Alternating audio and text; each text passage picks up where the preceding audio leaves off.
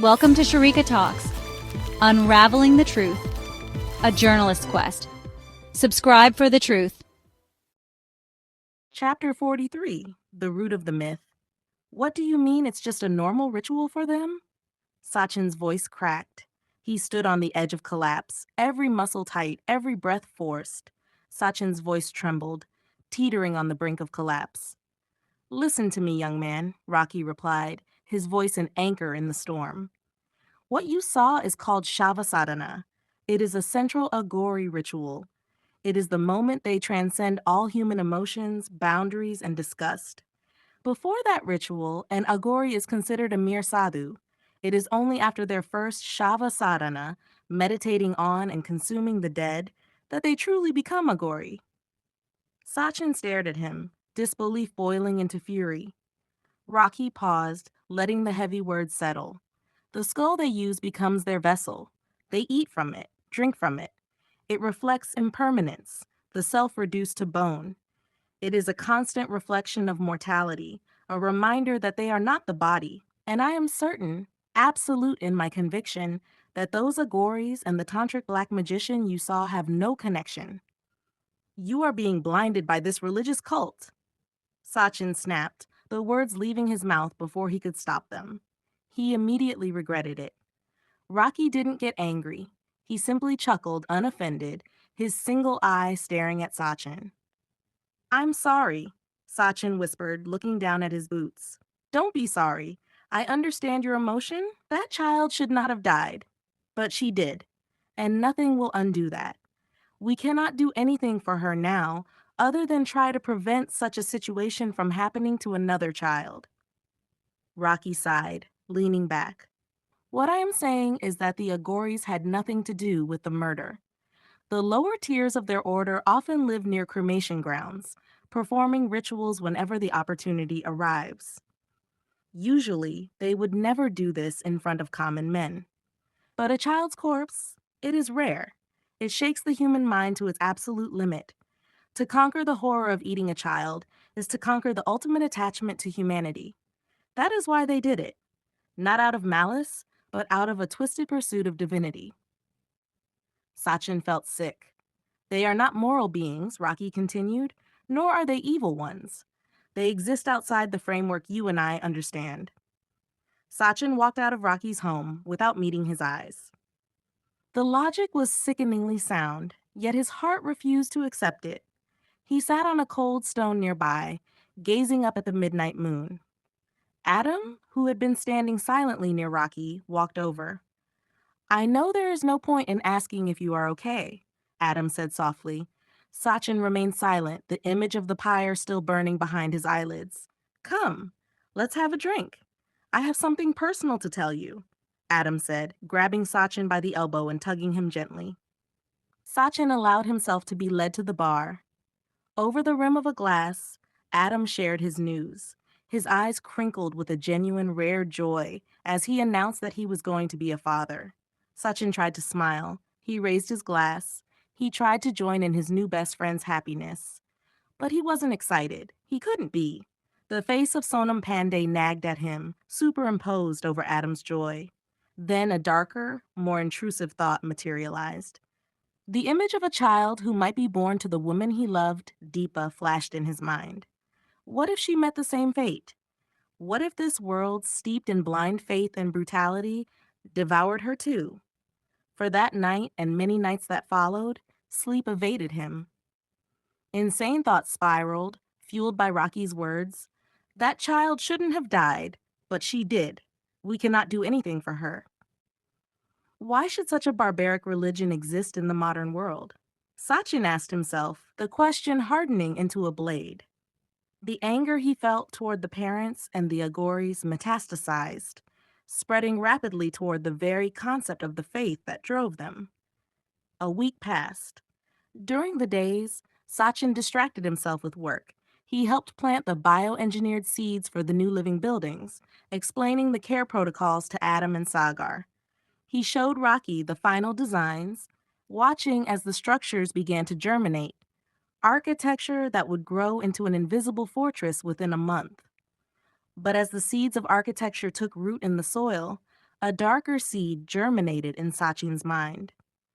He wanted to find the Agoris, but more than that, he wanted to break the myth that empowered them. Sharika's eyes filled with tears of frustration as she realized several pages had been torn from the diary. She scanned the jagged edges, trying to piece together the lost time. Based on notes in the margins and loose receipts tucked between the remaining pages, she deduced that Sachin had spent the next few months obsessively mountaineering. He had climbed Annapurna. He had scaled Kanchenjunga. Some expeditions were with Sagar, some dangerously alone. But the notes were sparse on details, except for one recurring failure. He never found a Yeti, and he never found the answers he was looking for. So that's why he is looting the temples, Sharika whispered to the empty room, a chill running through her. He is planning something big. He wants to destroy the root of the religion itself. As she turned the page, her eyes widened. The narrative resumed, clearer and colder than before. It was a freezing December night when Sachin began the final, most dangerous adventure of his plan. His watch read 7:11 p.m., December 29th, 2020. He had mastered solo mountaineering over months of grueling ascents. He was no longer the novice who needed Adam to tie his knots. He moved with the efficiency of a machine. He had a clear plan now. To kill a weed, you do not cut the leaves. You strike at the root. And for the religion he now despised, the central root was physical, tangible, and forbidden. He didn't tell Adam where he was going. He simply packed his bag. Years ago, an expedition in this harsh winter would have required kilograms of heavy layering, making the journey impossible for a solo climber moving fast. But money was a superpower. Sachin had utilized the practically unlimited budget he had access to procure the bleeding edge of textile technology. He wore a custom suit developed by a high-end tactical division of Nike, experimental gear using aerogel and graphene integration. It looked almost like normal clothing, thin and flexible, yet it could insulate a human body against temperature differentials of over 100 degrees.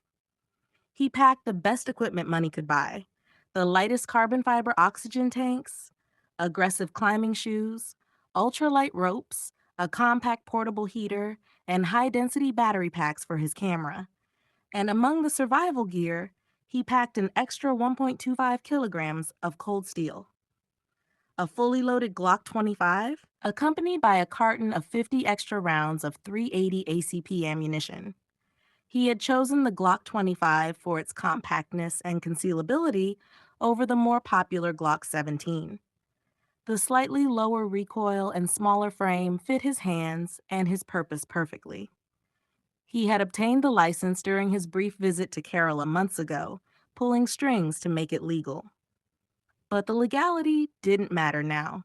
The purpose of the Glock was not just to protect himself from wild animals or for hunting. He was prepared to kill.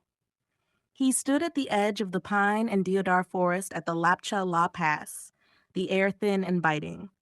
Ahead lay the illegal crossing into the Chinese-occupied Tibetan Autonomous Region. He glanced up through a clearing in the trees toward his final destination. There it stood, the Forbidden Peak, the center of the world for 4 religions: Hinduism, Buddhism, Jainism, and Bon. A lone, pyramid-like peak rising in solitary grandeur, surrounded by 6 smaller mountains like bowing subjects. The home of the destroyer. Mount Kailash. Sachin took a deep breath of the freezing air, the moisture crystallizing in his lungs.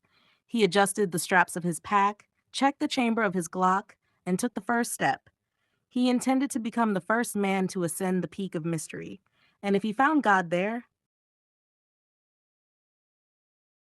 End of chapter 43. Thank you for watching Unraveling the Truth, A Journalist's Quest. Subscribe to stay updated on Sharika's journey. Stay tuned for the next part. Disclaimer. Unraveling the Truth, A Journalist's Quest is a work of fiction. The experiences, ideas, and theories presented by the characters, including the books they write, are purely fictional and do not reflect real-world events, beliefs, or ideologies. While some incidents and characters may be inspired by real-world scenarios, they are entirely fictionalized for storytelling purposes. The author does not endorse or share the viewpoints expressed by any character in this novel. Any resemblance to actual persons, living or dead, or real events is purely coincidental. Viewer discretion is advised.